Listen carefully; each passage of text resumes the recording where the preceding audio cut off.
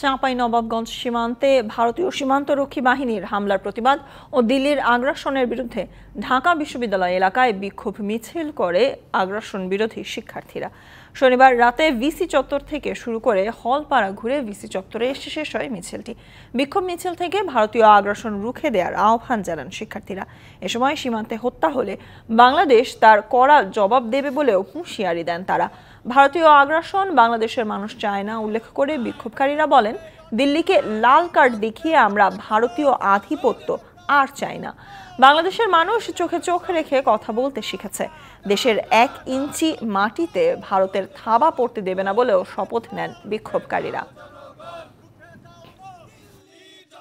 আমাদের সীমান্তগুলোতে বিএসএফ এবং ভারতীয় জনগণের মাধ্যমে একটি অস্থিতিশীল পরিবেশ সৃষ্টি করার পায়তারা।